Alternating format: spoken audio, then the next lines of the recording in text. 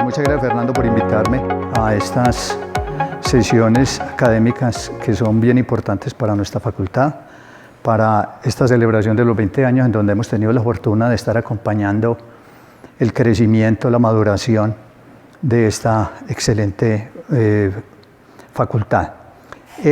Pues lamentablemente la presentación, como se van a dar cuenta, viene muy sesgada, pero es a la mujer. Yo tengo un profundo aprecio por la mujer y va encaminada más a eso, como se van a dar cuenta. La charla realmente es mercado laboral en Colombia y caracterización y calidad del empleo y desempleo femenino en las 13 principales ciudades del país.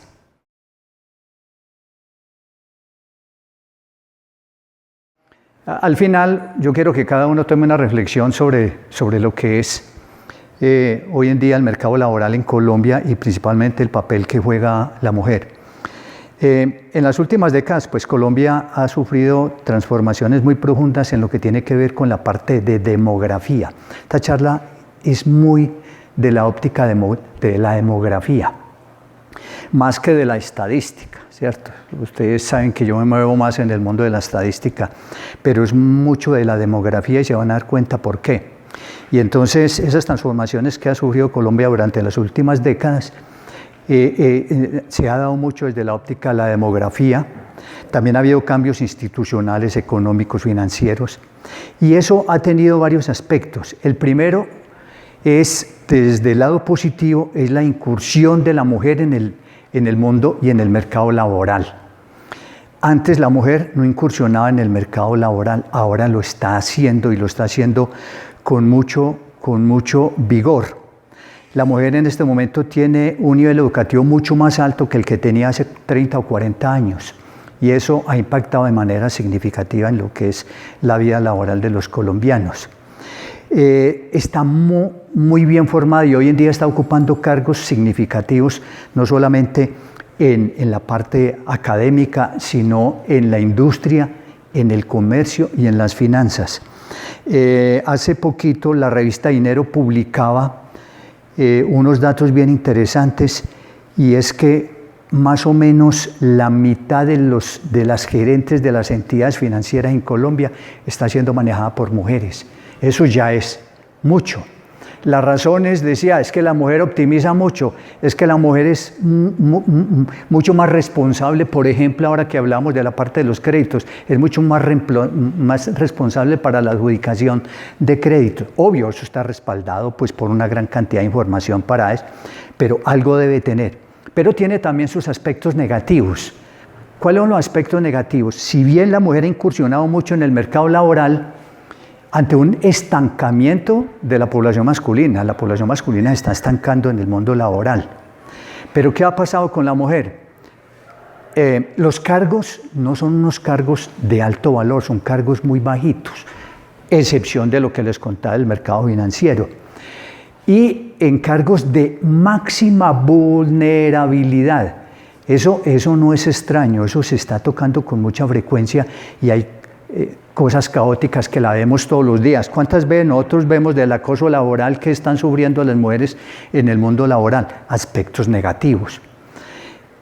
Algo de lo que yo me voy a centrar el día de hoy es hablar del desempleo. La tasa de desempleo femenino es muy alta. En el trimestre junio-agosto del 2024, la tasa de desempleo femenino fue del 12.1% contra un 7.7% de la parte masculina. Eso es aterrador. Ustedes dirán, bueno, ¿y yo en qué me estoy apoyando para decir todas esas cosas? Y por fortuna, pues aquí hay estudiantes que van a ser usuarios a futuro de lo que son los datos. Ustedes saben que los datos son los que nos sirven a nosotros para tomar decisiones. Yo me he apoyado en el GEI, que es la Gran Encuesta Integrada de Hogares. ¿Qué es la Gran Encuesta Integrada de Hogares? Es un estudio que hace muy periódico. Ahora les voy a contar cuál es la periodicidad que hace el DANE y que tiene como objetivo proveer información estadística sobre, ver a esas tres variables tan importantes. Mercado laboral, ingresos y pobreza monetaria. Y obviamente una cantidad de variables demográficas como quién, como la edad, como el estado civil, como el nivel de educación, como las condiciones de la vivienda, una gran cantidad de variables que confluyen para este gran estudio. A través de esta encuesta se clasifica a las personas en población ocupada, población desocupada y población fuera de la fuerza laboral. Eso va a ser muy importante que lo entendamos ahora porque de ahí proviene una gran cantidad de indicadores que vamos a trabajar. Y con estas variables se construyen 3 indicadores que son fundamentales para la toma de decisiones en política pública. La primera es la tasa global de participación, la tasa de ocupación y la tasa de desocupación. Vamos por partes. Bueno, un poquitico, metiéndole un poquitico de analítica, estadística, esa gran encuesta, ¿qué características tienen? Entonces, esa gran encuesta integrada de hogares, pues se hace a nivel de todo Colombia. Utilizan, como lo señalo ahí, un tipo de muestreo probabilístico, multietápico, estratificado. Eso tiene una gran cantidad de componentes para llegar a eso, pero sí quiero resaltar lo siguiente: el tamaño de la muestra es aproximadamente 20.000 hogares, 20.000 hogares que son seleccionados obviamente de manera aleatoria. Yo le doy fe. Al final muchos van a decir, no, pero es que el DANE, bueno, las discusiones sobre el DANE ahora están sobre el tapete y más adelante vamos a hablar de, pero son 23.000 hogares los cuales son seleccionados de manera aleatoria.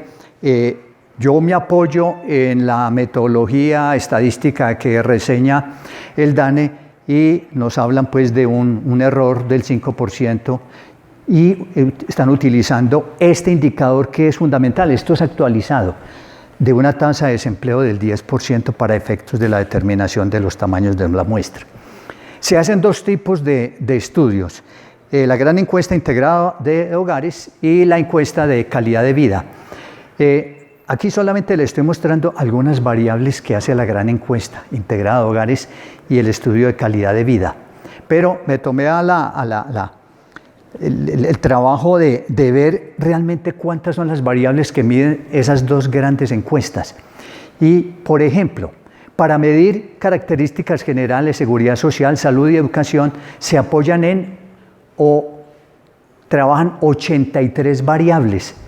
Para medir tasa de ocupación o en su defecto tasa de desocupación, trabajan 299 variables. Y para medir datos del hogar y de la vivienda se apoyan en 54 variables. Si ustedes cuentan, ahí van aproximadamente 400 variables. 400 variables que proveen información importante. Por eso a mí me aterra hay veces cuando los investigadores dicen, pero es que no hay datos de dónde recolectar. Mire, los microdatos del DANE a la cual todos nosotros podemos acceder. Tenemos información importantísima. A manera de lo que ustedes van a ver más adelante, yo soy un usuario de los microdatos del DANE y he tenido la fortuna de trabajar en 2 estudios sobre desempleo. El primero fue desempleo juvenil en el 2018 al 2020 y ahora acabamos de terminar una primera etapa de desempleo femenino que yo les voy a mostrar algunos resultados de los mismos, y todo fue hecho ¿con qué? Con los microdatos del DANE. Y los microdatos del DANE son, imagínense, más o menos 400 variables con una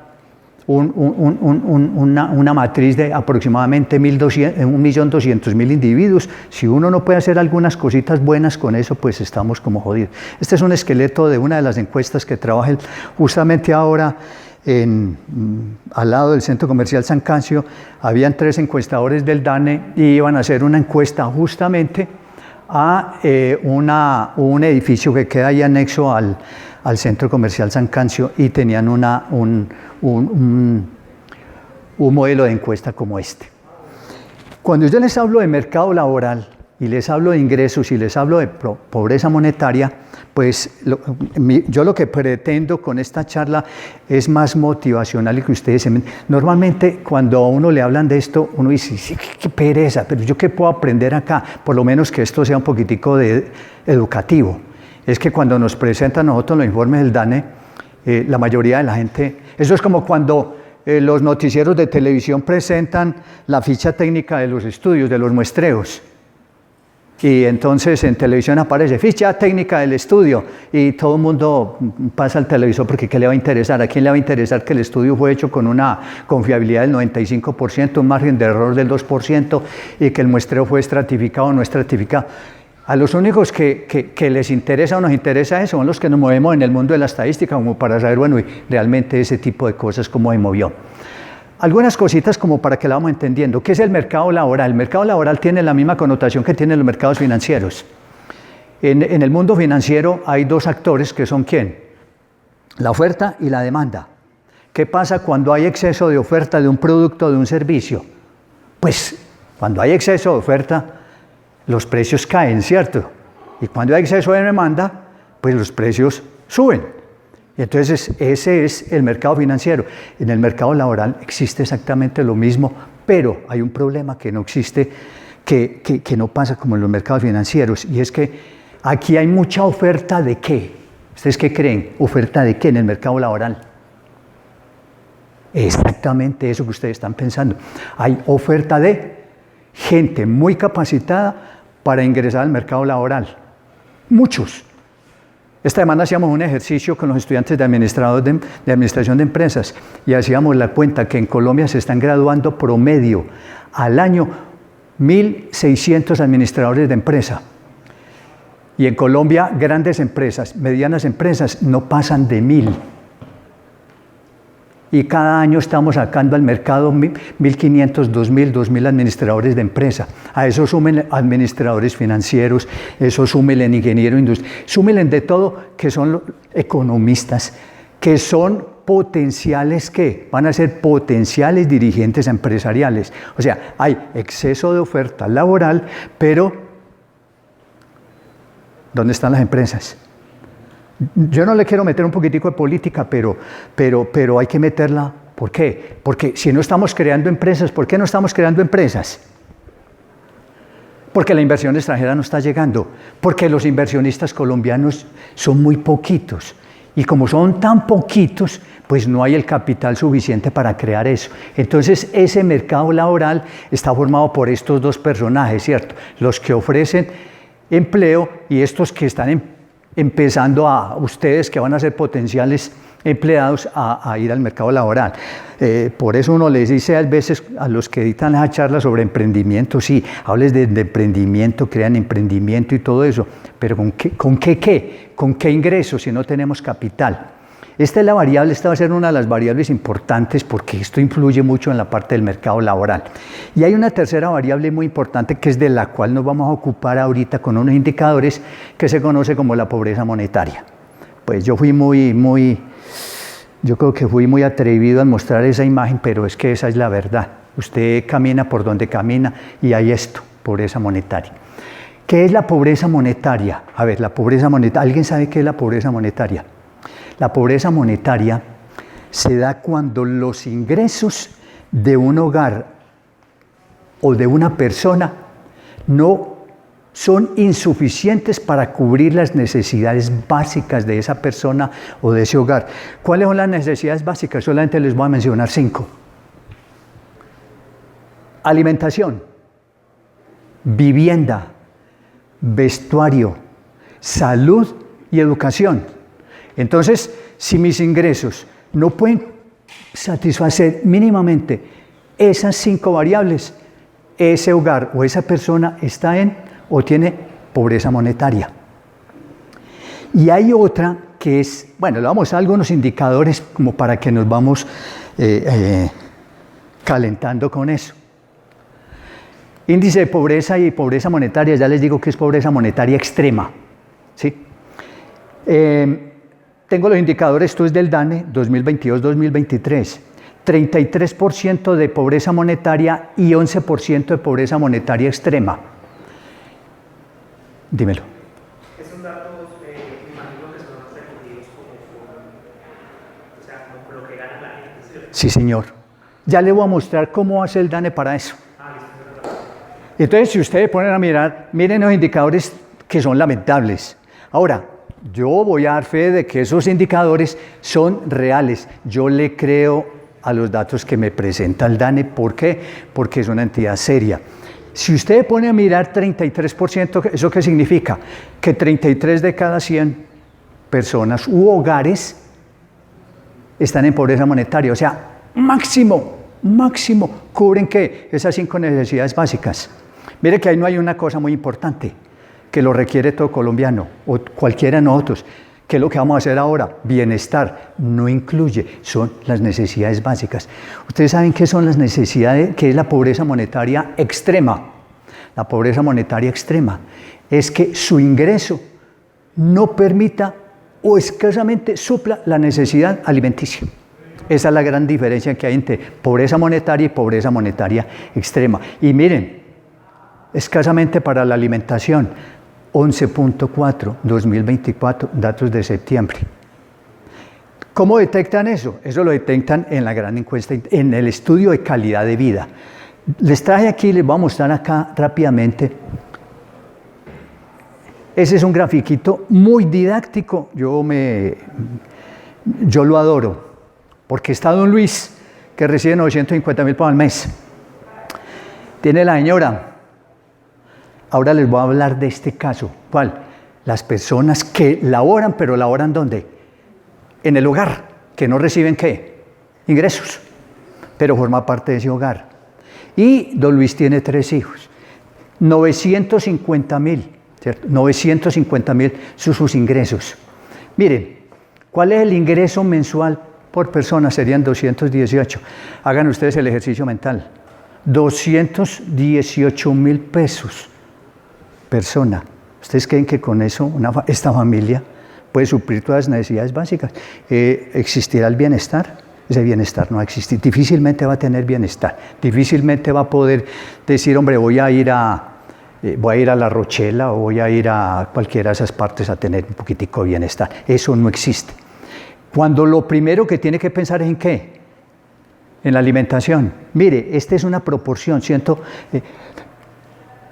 y aquí nos hablaba de la calidad calórica, 2.100 calorías. Eso es difícil tenerlo. Entonces, por eso no es raro que veamos esa participación tan tremenda Ahora, ¿cómo está eso distribuido, esa pobreza monetaria por zonas en Colombia? Es importante considerar lo siguiente. A nivel nacional es esta 33, pero miren que aquí aparecen 2 grupos muy importantes, que son las cabeceras y los centros poblados. Vamos a entender por cabeceras las 13 principales ciudades del país y por centros poblados. Este dato es triste. Centros poblados y rural disperso. La definición de centro poblado es un agregado de mínimo 20 viviendas que se encuentran por fuera de las municipalidades. Es decir, cuando usted va por ahí a una vereda y encuentra 20 casitas, 20 o más casitas unidas, eso lo considera el DANE como un centro poblado.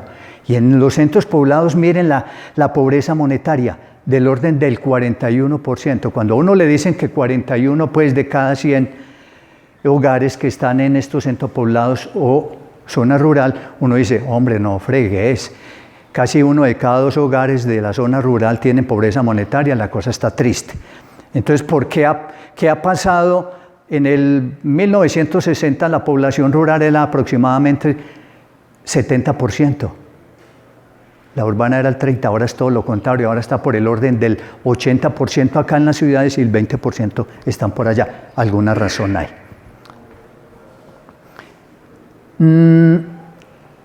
Hay algo que es muy importante tener en cuenta y lo que se conoce como la línea de pobreza.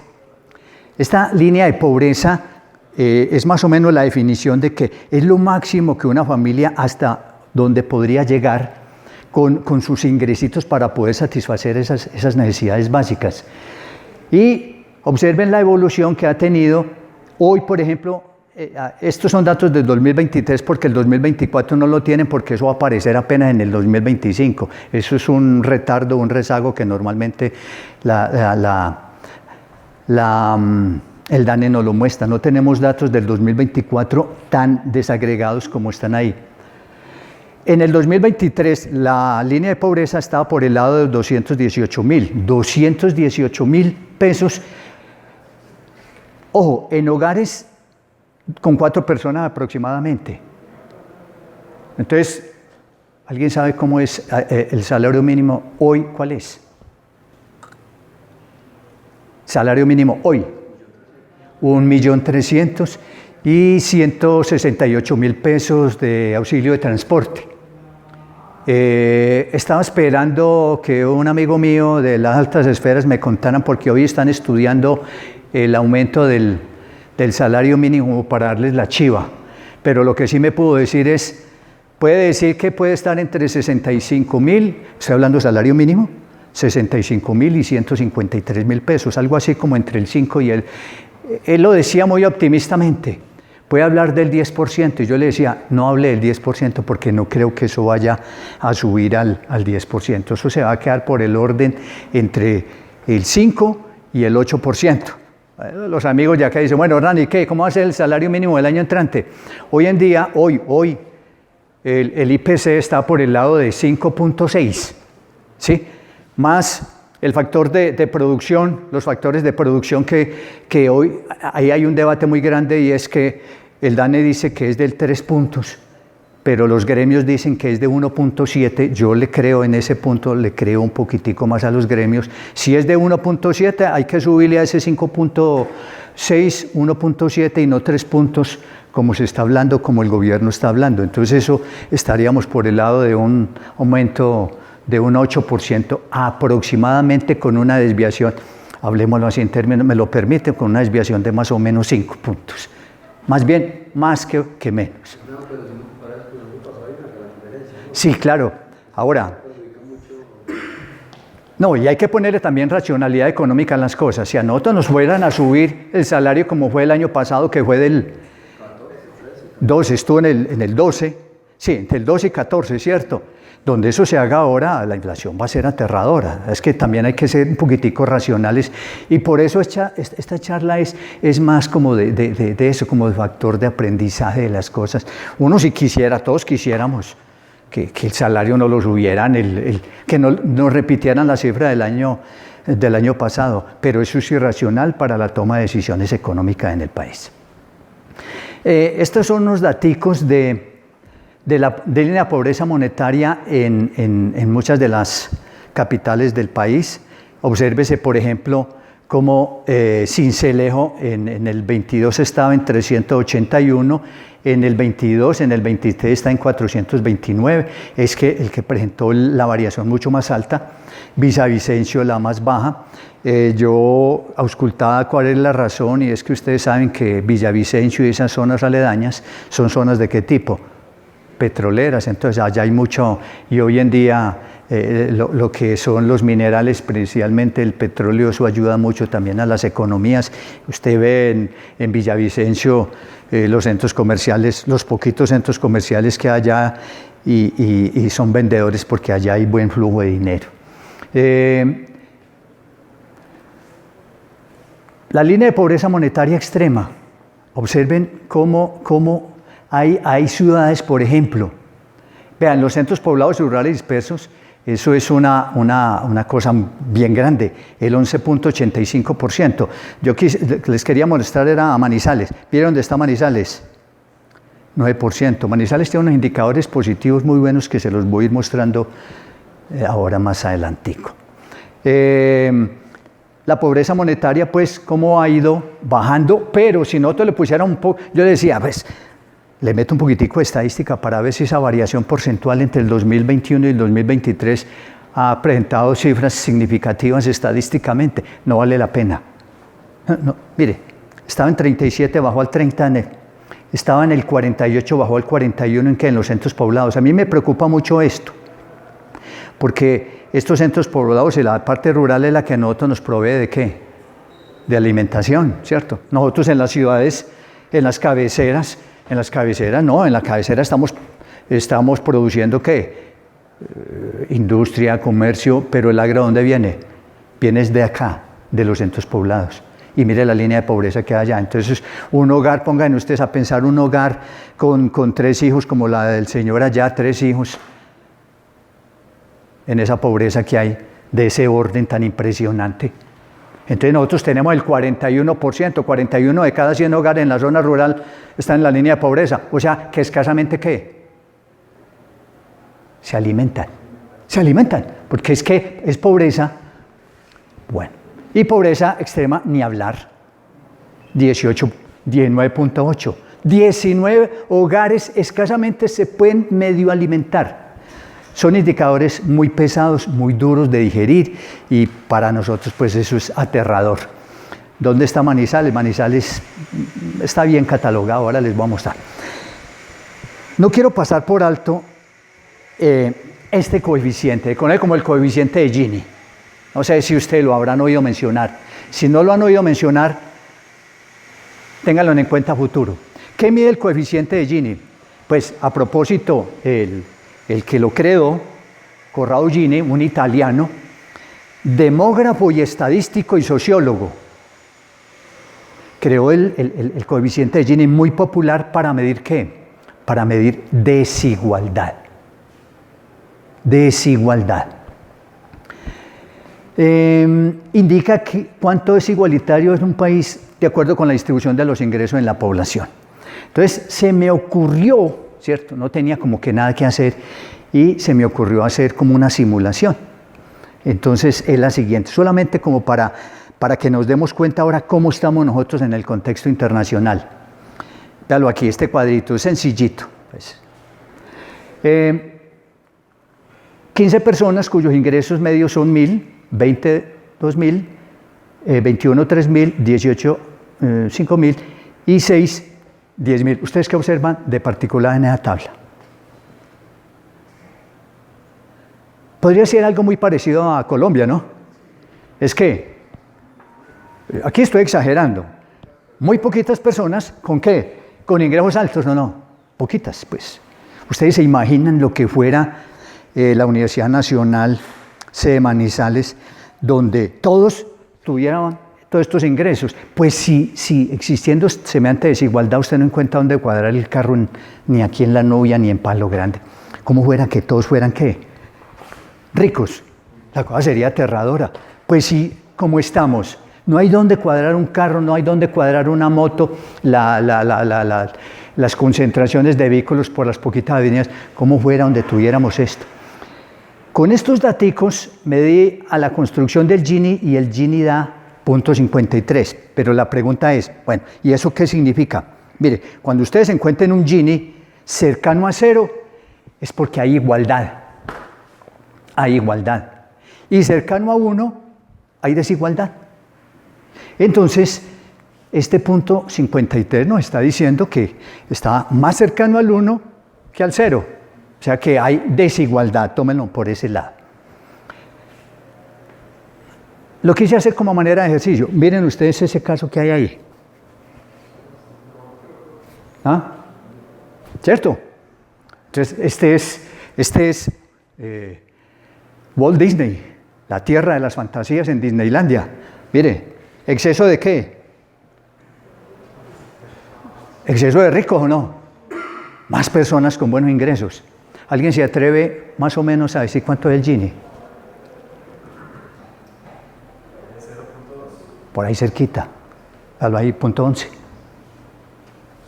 Entonces uno diría, igualdad, ¿no? La curva de Lorenz nos ayuda pues a calcular, es un indicador económico bien interesante que nos mide pues esa igualdad. Mire cómo está Colombia, 2023, 0.54. Eso no ha variado. A 2024 estamos en la misma situación. Tenemos un Gini de 0.54, o sea, desigualdad. Y este mapita nos está mostrando cómo es el Gini a nivel mundial. Para tristeza nuestra, mírenlo.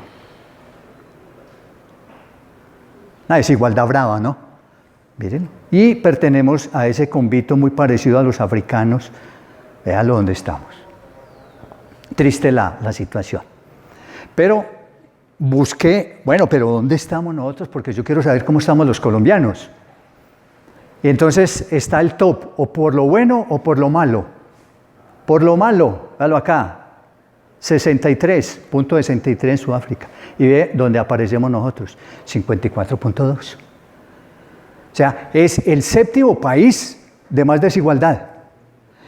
En eso hay un poquitico de discrepancia. Hoy volví a buscar en el Banco Mundial y nos están catalogando como el tercer país más desigual en el mundo. Sí, el Gini más malo. Y aquí tenemos Ginis, miren, más bajitos. Es para motivarlos para que vayan buscando como empleito por allá, ¿no? Como esto es mercado laboral. ¿Cómo es ese Gini aquí ya en nuestra parroquia, no?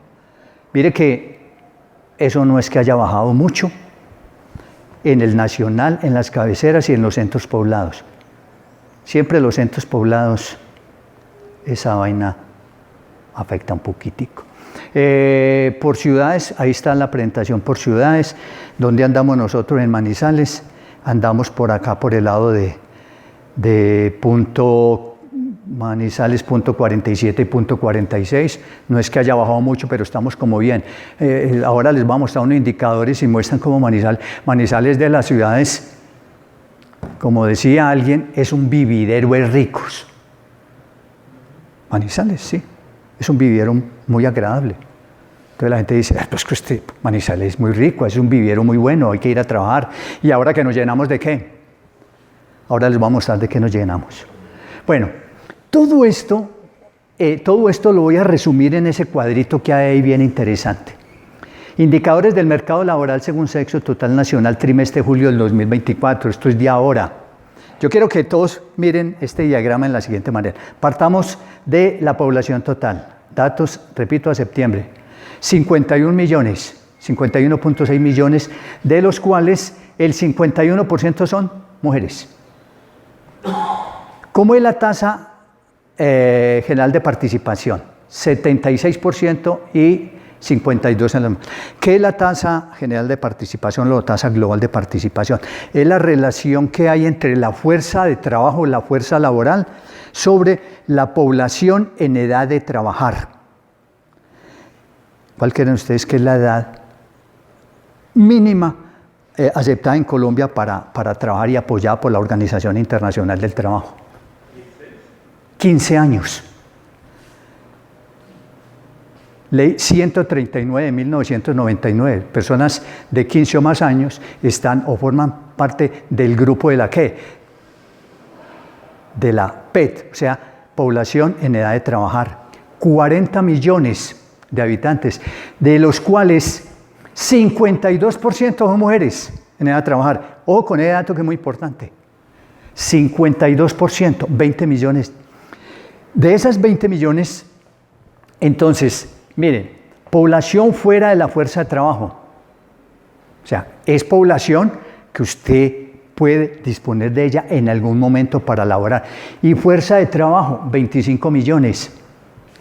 Pero miren esta disparidad que hay entre hombres, 57% de hombres en la fuerza laboral, la fuerza de trabajo, los que están produciendo. ¿Contra quién? Contra un 42%. Esa es una brecha muy grande que se ha construido a través del tiempo y esa brecha es impresionantemente grande. Hay unos indicadores que dicen, por ejemplo, que las mujeres casadas tienen 2 veces o están 2 veces más desempleadas que los hombres en la misma situación. Es decir, los casados, estimado profesor, nosotros estamos aporreando mucho la mujer. ¿Por qué? Porque imagine, por cada 2 mujeres casadas hay un hombre casado en el mercado laboral, pero poquito. Es una cosa seria. Quiero que se centren en esto de la población ocupada. 23 millones. Miren este indicador, 58% de los hombres, 41% de la mujer, una diferencia del 17%. ¿Sí? Yo me estoy centrando mucho a la mujer, por eso lamento que no hayan sino 3 mujeres en este auditorio, porque quería que a partir de hoy salieran sublevadas y acá y emberracadas, como decimos en términos bien país, porque es que no hay. Esto es muy bravo. Mire el dato que les daba al principio. 12.1% desempleado 2023-2024 contra un 7% de desempleados hombres. Hay una desigualdad supremamente grande. Tasa global de participación 63%. Recordemos, tasa global de participación es la población económicamente activa o la fuerza laboral sobre la población en edad de trabajar. Mire, 63%. ¿Qué quiere decir? Que 63 de cada 100 personas que están en ¿qué? En edad de trabajar, están participando. Es fuerza laboral. Pero miren estos dos indicadores. Tasa de ocupación, 57%. ¿Qué es la tasa de ocupación? El número de personas ocupadas sobre la población económicamente activa.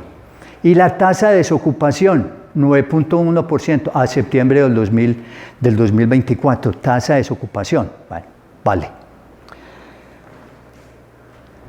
Permítame un segundito, yo les quiero mostrar algo. Vamos a ver si me funciona.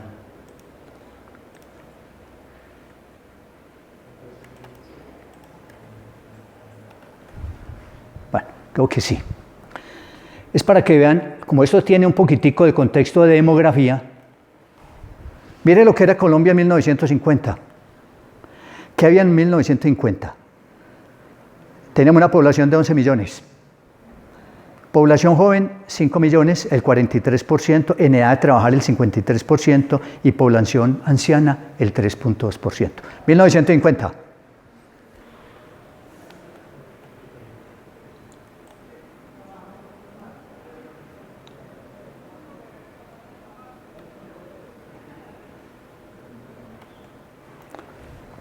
...1998, mire cómo está cambiando la pirámide. ¿Qué teníamos en el 98? Ya teníamos 37 millones. Población en edad de trabajar, el 62%. Y ya se comienza a hablar de población anciana, ¿no? Población anciana, el 4%. ¿Esa es población anciana que puede trabajar o No, población fuera de la fuerza laboral. Ya, ahí están las personas que nunca trabajaron, los que son pensionados, los que todo ese tipo de cosas, ya lo consideran dentro de ese grupito. ¿Cómo será por allá, por el lado del... Me brinqué al 2039. 2039. Miren lo que era la pirámide de antes y lo que es la pirámide de ahora. Pues que ya no es pirámide, ¿no? Mire ya la población anciana, 16%. La población joven, 16%. La mayoría, pues obviamente, están por acá en esta barriguita. Pero la quiero llevar al último escalón, que es aproximadamente por allá en el 2100. Claro, 2100 ya nosotros no vamos sino cadáveres o alguna cosa. Pero mire lo que potencialmente va a ser, lo que antes se llamó una pirámide poblacional, verá lo que va a ser a estas alturas. Población anciana del 35%. Joven del 12% y población en edad de trabajar del 52%. No en vano, ya en muchos países esto hace mucho rato fue más acelerado. Aquí todavía seguimos con una proporción de población que es relativamente joven, aunque ustedes saben que eso está cambiando de manera considerable. Ahí pues, dímelo. ¿Lo puedes colocar en 2024? 2024.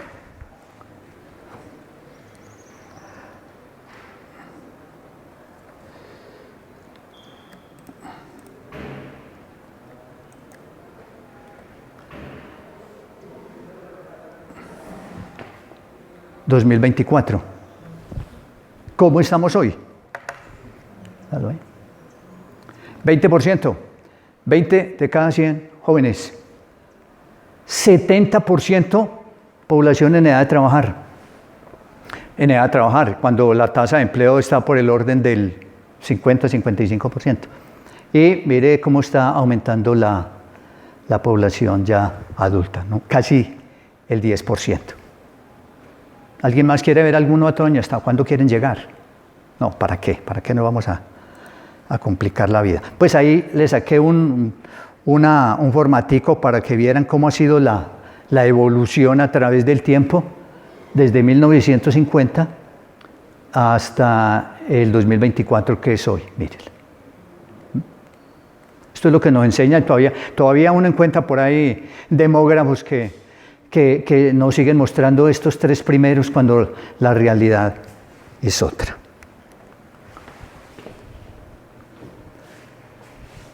Estas son variables pues bien importantes porque cuando uno está haciendo, a nosotros que nos gusta ver indicadores bivariados de asociación o correlación, como por ejemplo este indicador que es muy importante, que es el PIB, cómo es la variación, el crecimiento del PIB. Miren cómo ese PIB desde el 2021 ha venido ¿qué? En tendencia bajista. O sea, un indicador que debería ser positivo para nosotros, porque cuando uno nos habla de que el PIB de Colombia está aumentando, eso a uno le da mucha alegría, porque si el PIB aumenta, ¿qué nos pasa? Pues la economía del país es una economía buena, es floreciente. Si es floreciente, ¿qué va a haber? Empleo. Y si hay empleo, hay demanda. Y si hay demanda, las empresas se potencian. Pero no, antes decrece. ¿Pero qué crece? ¿Qué crece? Mire. Vea la tendencia de la pobreza monetaria extrema, pues no será un aumento, por fortuna no es un aumento que diga, hombre, pasó del 11 al 20, pero si ustedes miran la tendencia de estas dos variables, es una tendencia nada buena. Mientras los indicadores que serían buenos bajan, los malos suben, algo está pasando ahí. Y la tasa de ocupación se mantiene en el orden del 57%. Estos son indicadores que nos marcan mucho lo que es la situación pues, hoy de esa tasa de desocupación. Es una tasa de desocupación muy alta, altísima. 14.5 en los centros poblados y las otras cabeceras. Ese es un indicador que nos muestra la brecha. Esta es una brecha muy grande entre hombres y mujeres, tanto en la tasa general de participación, la tasa de ocupación, como en la tasa de desempleo. Es en lo único en que los hombres pierden, o perdemos. ¿En cuál? En la de desempleo. En las otras, positivo. Acá, vea, 11.8 contra 7.2 de los hombres. 11.8 tasa de desempleo. ¿En dónde? A nivel nacional. Y si miramos en las áreas, en las 13 ciudades importantes del país, en las áreas metropolitanas, es la misma relación. Mire, más desempleadas que desempleados. Tasa de ocupación. Este es un grafiquito que nos muestra, pues, de una manera muy. Por aquí tenemos tasa de ocupación de los hombres y acá está la tasa de ocupación de las mujeres. Entonces, por ejemplo, miremos a ver Bogotá, mientras acá la tasa de ocupación de los hombres está por los lados casi del 80%, las mujeres está por el lado del 55% aproximadamente. Entonces, la brecha es considerable por donde ustedes la miren. En las 13 principales. Mire, desocupación, la anterior era ocupación, mire, ocupación, esta es la negativa. Manizales, 10% de desocupación por el lado de ¿quién? De los hombres, mucho más del 10% en el caso de las mujeres. Miren Quibdó, Riohacha, Cartagena, Montería, Valledupar, la brecha que hay por áreas geográficas en Colombia de desocupación es altísima. Los centros, las grandes capitales, Bogotá, Medellín, Barranquilla, Bucaramanga, Manizales, considerando todo el territorio, esa brecha comparada con ¿quién? Con la costa, sacando a Barranquilla. El litoral pacífico y las zonas limítrofes con Venezuela, con Brasil, son las que son más deprimidas en el caso de la tasa de desocupación. Lo ideal fuera estar sobre la línea, ¿no? Lo ideal fuera estar sobre la línea, donde hay equilibrio entre la desocupación entre hombres y mujeres. Esto también es bien interesante. Mire, ¿en qué se ocupan más las personas en Colombia? Datos de julio-septiembre del 2024. ¿En qué es lo que más se ocupan? Mire, agricultura, ganadería, administración pública. Y se ha disparado mucho ahora, en estos últimos años, la administración pública. Entonces, eso debe ser interesante, eso es bueno, ¿no? Tener unos amigos políticos que ayuden a eso. Entonces, ocupación.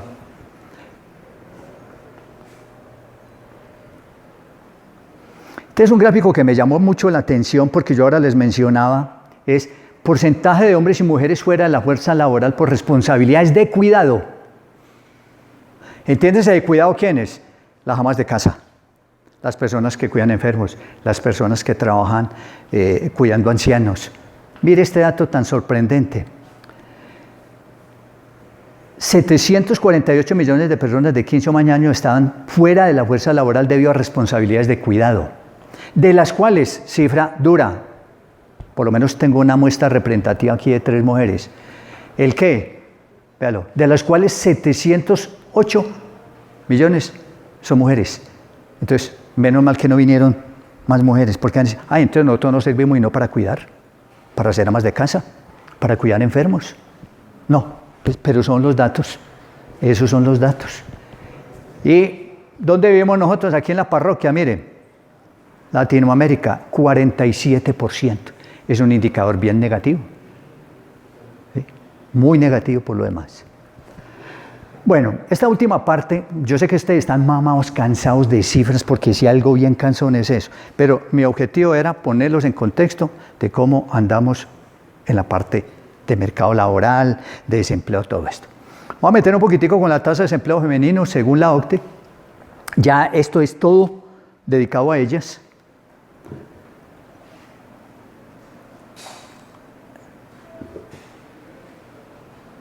Ustedes saben que nosotros estamos en la OCDE, ¿no? ¿Qué ventajas hemos tenido de estar ahí? No, pues que nos proveen ya información mucho más clara, mucho más precisa, más buena, dicen. Pero lo que yo quiero que vean es esta datica tan interesante. Ustedes ya saben cuáles son las tasas de desempleo nuestras. Nosotros nunca vamos a llegar a estas tasas, pues eso sí es impresionante. 3.7 desempleo, 3.5 desempleo en los Estados Unidos. Pero hay desempleo.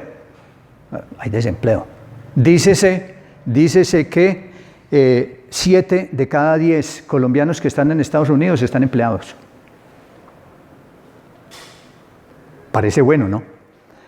Y voy a rematar entonces con, este es un estudio que tuve la fortuna de terminar ahorita en el mes de octubre, sobre caracterización y calidad del empleo y desempleo femenino en las 13 principales ciudades del país. Es un estudio que hice con 2 investigadores economistas, doctores en economía de la Universidad de Caldas, que venimos trabajando con desempleo.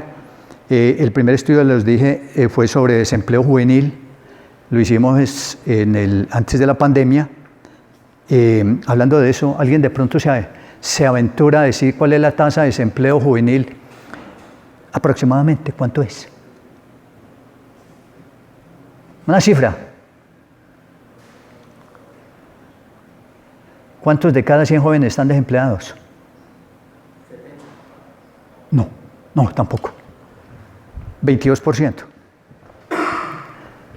Bueno, el objetivo general rápidamente del estudio es examinar las características del desempleo y la calidad del empleo y la participación de la mujer en el mercado laboral. Algunos antecedentes.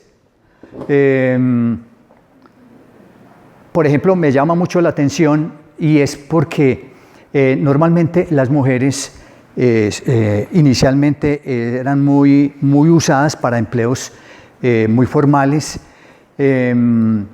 Difícil encontrar empleo para la mujer, es más fácil, eso lo hemos escuchado, las mujeres tienen muchas dificultades por 50.000 razones. Uno de los grandes impedimentos del empleador es, no, pero ¿usted es casado o soltera? Casada, indicador negativo. ¿Por qué? Por el riesgo, ¿cierto? ¿El riesgo de qué? Y ahora con las leyes, no, pero es que usted me va a dejar esto, ¿cuántos meses de...? En fin, comienzan a colocar en qué variables restrictoras. Pero hoy ya voy al grano, muchachos. Nosotros trabajamos estas variables para hacer nuestro estudio sobre desempleo y el perfil del empleo de la mujer en Colombia. Pues esta y muchas otras. Nos basamos en los microdatos del DANE, aproximadamente 1 millón y punta de registros, creo que lo tengo por acá.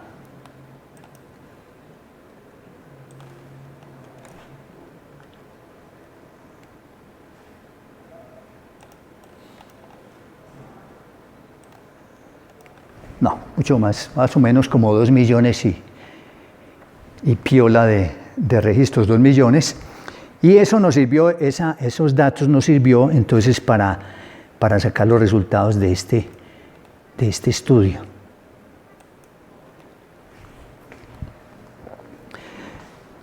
Algunos resultados descriptivos que encontramos. Miren, 51% de las mujeres tienen contrato. Ojo, laboran y tienen contrato. Indicadores negativos.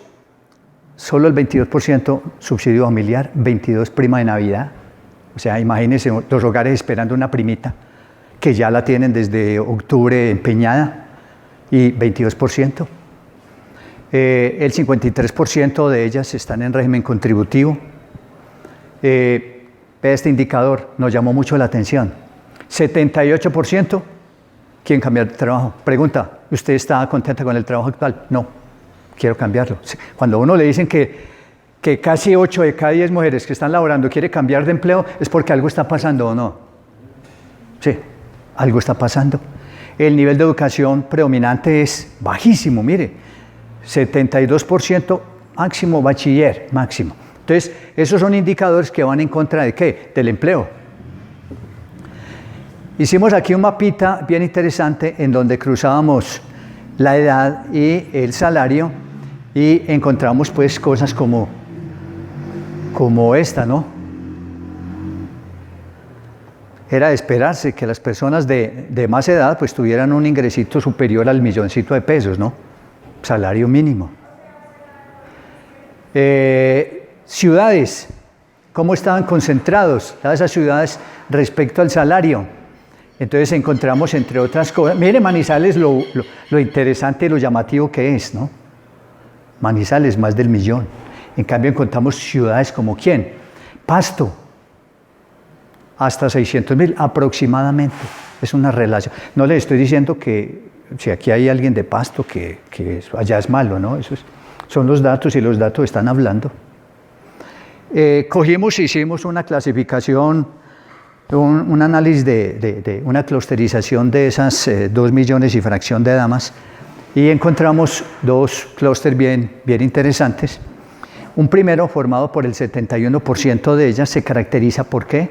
Porque si tienen estos buenos indicadores, esto ya gustó un poquitico, menos mal que el DANE no sabe de esto, porque estos son datos nuestros, esto es elaboración propia, donde demuestran que 7 de cada 10 mujeres pues tienen vacacioncitas con sueldo, pensión, etc. Y que el 28% no en nada de esas cosas. Ese es un buen indicador, es como más motivacional para que puedan mirar lo que no hay cosas tan negativas. Esto sí no es muy gustador. El clúster 1 se caracteriza porque el sueldo, el salario medio está por el orden de 1.457.000, es decir, ¿el qué? El mínimo, ¿sí? Pero miren ese clúster 2, que muchísimo menos que el mínimo. Claro, pues que era de esperarse. Y para acabar, pues nos gustó hacer un modelo predictivo, un modelo ProBit, para establecer cuáles eran las variables predictoras del empleo y encontramos que entre otras algunas variables predictoras pues eran la edad, eran algunas ciudades pues que mostraban relación significativa con la tenencia de empleo o poseer empleo, sobre todo mire Barranquilla, Bogotá, Cartagena, Manizales, el nivel de educación pero en la parte no es muy llamativo y el estado civil también es una variable que de alguna manera influye en la tenencia de un empleito bueno, interesante. Esa es una bibliografía que trabajamos y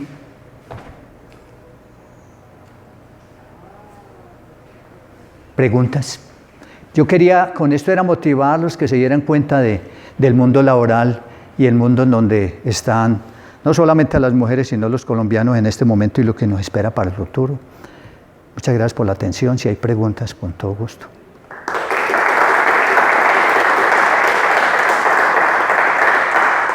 El que puede dar el que necesite bases de datos, de microdatos del DANE, con todo gusto yo le puedo ayudar a futuro. Profe, yo necesito sus links, ojalá que se le pueda aplicar métodos multivariados. Sí, Profe, imagínese ahí, los microdatos del DANE tienen más o menos 600 variables, con individuos los que uno quiera, con todo gusto, profe. Mire, esto era como motivacional para que los muchachos no digan, vea, es que no hay datos con qué traer, lo que hay es datos a morir. ¿Qué debería hacerse desde la universidad donde estamos frente a ese problema? No hablemos del país, no hablemos de la administración municipal, sino desde la universidad nosotros, aquí como facultad, por ejemplo. Profe, muy interesante. Yo hice un previo de esto, lo hice en la Cámara de Comercio hace poquito, y más o menos alguien me preguntaba lo mismo y le decía, mire, y hablo por la facultad. Le digo, vea, nosotros tenemos una visión tan amplia, estoy hablando de la Facultad de Ciencias, que estamos creando carreras con enfoque futurista. Y entonces me tocaba meterle el cuento de nuestras nuevas carreras. Propaganda. Y les decía, ¿qué podemos hacer en la universidad? Aquí hay algún administrador de empresas. Y los invité, pero también yo los desmotivo un poquito porque les digo, miren, ¿usted por qué está estudiando administrador de empresas? Pues mi respuesta va en la universidad, ¿qué puede hacer? Ir replanteando una gran cantidad de programas que hoy en día lo que hay es exceso de empleados. Aquí hay una dependencia que es el seguimiento a egresados. Profe, usted que le gusta mucho la investigación, el seguimiento a empleados, por ejemplo, de egresados, la tasa de desempleados que hay es impresionante, ¿sí? Pero no de todas las carreras. Pues nosotros lo decimos con orgullo que en nuestra Facultad de Ciencias la tasa de desempleo, yo estoy que hago ese estudio para mirar y mostrarles que la tasa de desempleo no es muy alta. O sea, ¿qué puede hacer la universidad? Replantear una gran cantidad de programas. O podría pensarse en términos de replanteamiento, que es lo que se está diciendo hoy día, que no sea por profesiones, sino por habilidades. También puede ser. Sí, porque, profe, hay empresas que están reclamando una cantidad de gente para determinada formación y no la tenemos, profe, pero hay muchas cosas que podemos hacer. Visto respecto a habilidades, ¿no? Sí, se puede hacer. Universidad Nacional de Colombia, proyecto cultural, científico y colectivo de nación.